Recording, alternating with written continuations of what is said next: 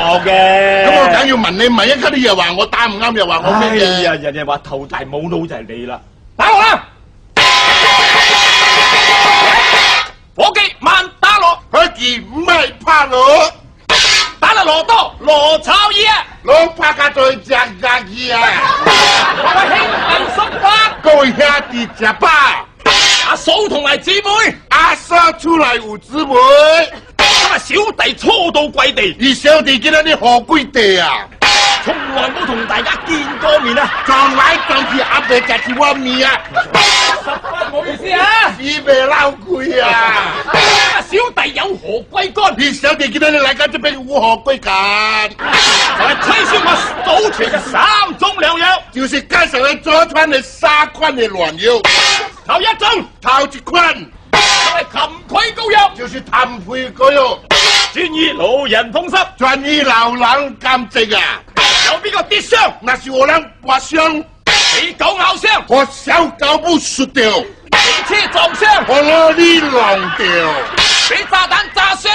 炸你老豆啊！炸彈炸傷，你有冇搞錯？炸彈炸落去仲使貼膏藥咩？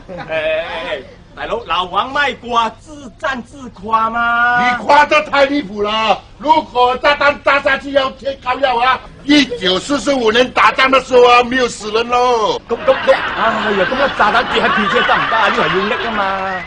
咁你唔識講啊？俾炸彈炸傷，和炸彈傷掉。你哋唔使驚啊！你人唔同驚，用我嘅蠄蟝膏藥，用呢個蠄蟝膏藥一貼落去，接打落去，馬上就見功啦！馬上見你左降啊！笑嘅，你唔知咩？九龍幫好多福建人啊嘛，證明佢哋識聽福建話，證明我講得啱咯。啱冇？啱唔啱人哋笑啊？出嚟，過嚟。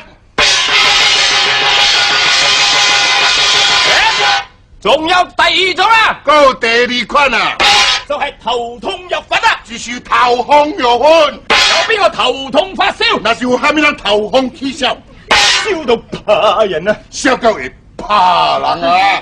你哋唔使驚，你人唔通驚，食我嘅頭痛藥粉，食嘢頭痛藥粉，一日食3擺3日食1擺，4個鐘頭食1擺，1點鐘食4擺，食落去包你哋冇事啦。食咗落去就包到人會死啦！你講呢啲你笑仲犀利喎！